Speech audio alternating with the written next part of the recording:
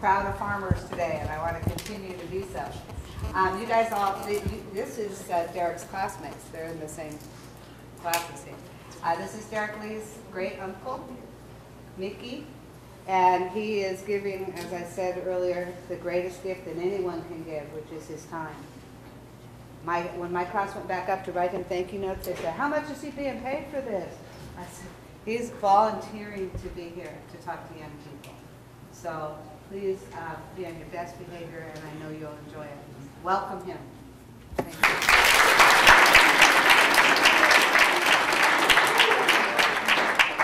My name is Mickey Ganitch. I was born in 1919 in Margaret, Ohio, which is a little town northeastern Ohio. 10 years later, I was on a farm in Ohio. 10 years later, we had a stock market crash. Everything really went bad. Unemployment really rose. People were hungry. A lot of things were going on. 1932, Franklin Delano Roosevelt became President of the United States. And he figured something should be done about the economy. So he started two different projects. One is the WPA, the Work Progress Administration, as building roads, building bridges. Another thing was clearing off forests, trees, planting trees, anything to create jobs. I worked on WPA after I graduated from high school in 1937. I worked on WPA building roads, but I saw no future in that. Over in Europe, things are really getting rough. Adolf Hitler became Chancellor of Germany, started grabbing off different countries. Hungary, Austria, Netherlands, Belgium. He started bombing England. He had a non-aggression pact with Russia. They would not fight each other. So after he started bombing England, England wouldn't give up. They kept going on, even though we were not in the war. They're talking about war, but we were not in the war. We had a lot of people in our country, the generals and admirals, higher up people, that did not want to have anything to do with England. They didn't like England, so they refused to participate in anything that would help them.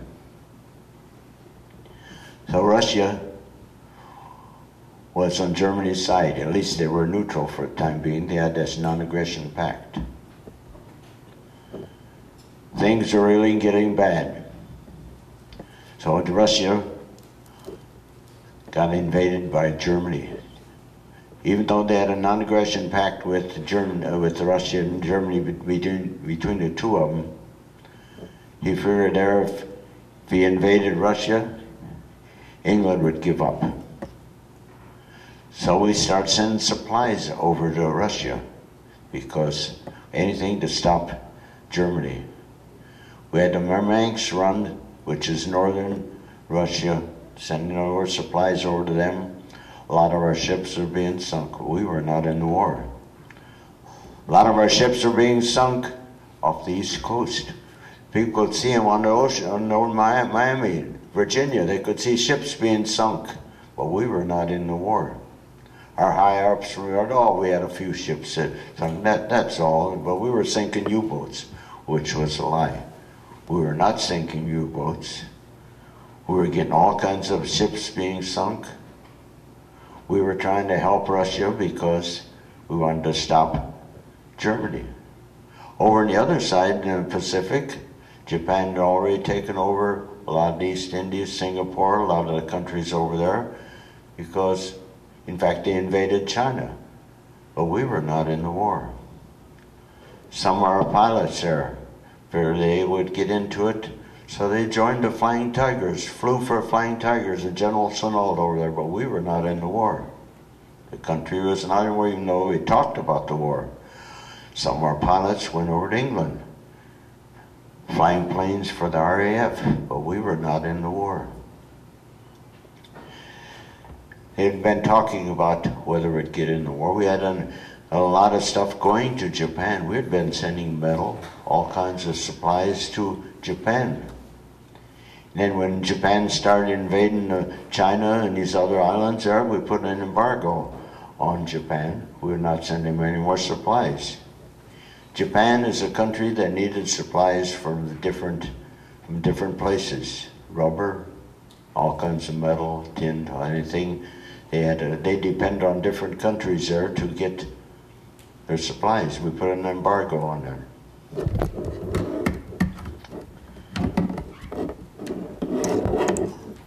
I came to California in 1939 because I saw no future working for WPA. I wanted something permanent.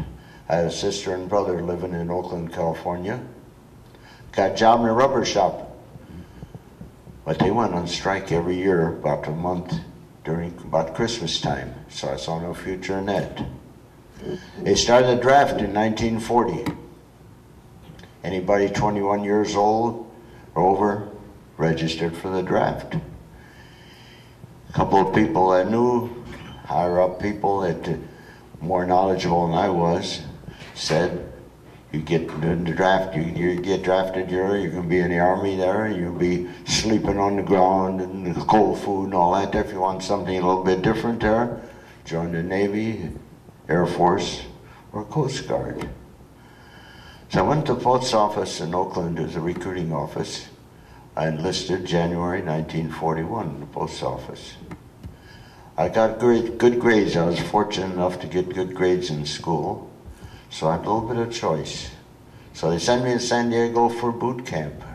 Went to boot camp, and after I got through boot camp, I was able to get some good grades in it, so I had some choices. I had always been active in sports, especially football. So I talked to the people, the counselors there, who talked to me about it, and they said, well, if you get on a big ship or a big station there, you have a better chance of being active in sports. I said, okay. And they said, what would you like to do?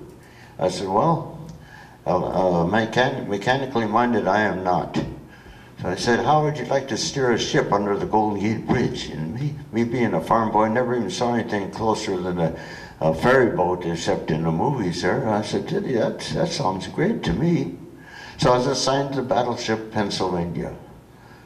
We were the flagship of the fleet. I reported aboard the USS Pennsylvania in Pearl Harbor. I'll point out where Pearl Harbor is, so some of you may not know just anything about Pacific Ocean there. Right here is Pearl Harbor, right here. Here's San Francisco, and you see the shipping route to Tokyo in that way. I was assigned to the battleship Pennsylvania, reported aboard it in August of 1941. I joined the ship's football team there. We had a lot of things going on during the week. During the week, we'd be out at sea doing maneuvers, gunnery practice, and various different things. And weekends, we'd be in port. We were the flagship of the fleet. Whenever we came in port there, the ship was tied up at a dock. The admiral didn't like to ride a boat to get ashore there, so we always had priority, VIP, rank as its privileges and all that stuff, so we tied up at a dock. We were scheduled to play the USS Arizona for Fleet Football Championship at 1 o'clock, December 7th, 1941. We had propeller trouble, so the day before, we went in a dry dock. I think most of you know what a dry dock is, that you don't have any water underneath you. So we went in a dry dock, which was fairly close to where we normally would tie up at a dock, and 2 destroyers were tied up in the same dry dock with us, sitting on blocks. None of us had any water underneath us. We were scheduled to leave the ship at 8 o'clock Sunday morning, December 7th, 1941. We were going to do a little scrimmaging there, get ready for the game with that USS Arizona at 1 o'clock. We could do a little with our padding on, and there was no place to change clothes, so we put on our uniforms there, and we could leave the ship carrying our spikes and helmet with us there, and leave the ship at 8 o'clock.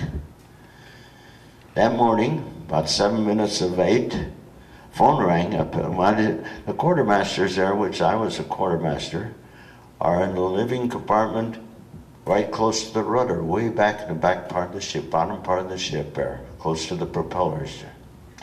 Phone rang, I picked up the phone, one of the people on deck there, one of our men called on and says, the Japanese are attacking Pearl Harbor. I said, come on, because we'd been talking about it all. Everybody been talking about it, but they said, don't worry about it. They start something, we'll wipe them out in a few weeks here. About that time, the ship shuttered. We're sitting on blocks there. Evidently, some of the people that were close to the gunnery people, that were close to their guns and saw what was going on, planes buzzing around, they got to their aircraft and the aircraft guns there and started shooting. The ship shuttered there, and about that time, general quarters went, all hands man your battle stations. Well, you don't have time to change clothes or anything, so my battle station was up in the crow's nest, about 100 feet up in the air.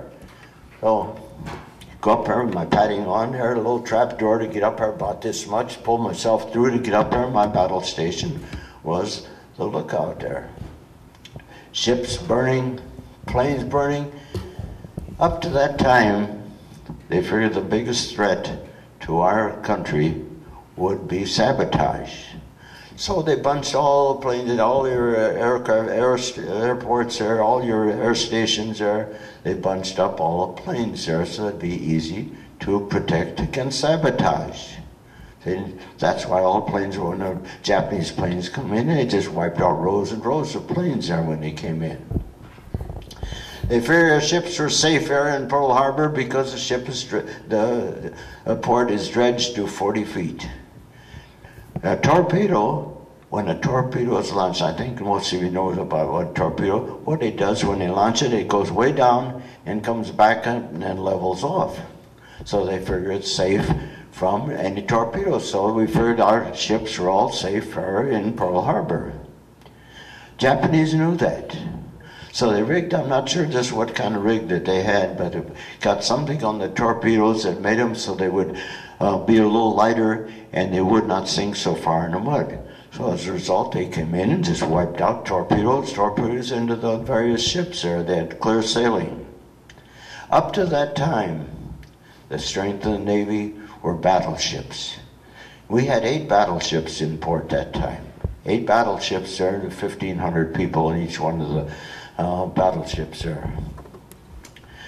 But here's the thing. Aircraft carriers were not in port. Normally the Enterprise and several other aircraft carriers were in port. All the ships came in on weekends. We were fortunate.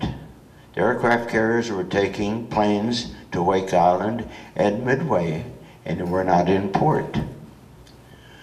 One of our old battleships, the USS Utah, was a target ship. What they did is an old battleship. It built about a year or two before us, about 1914.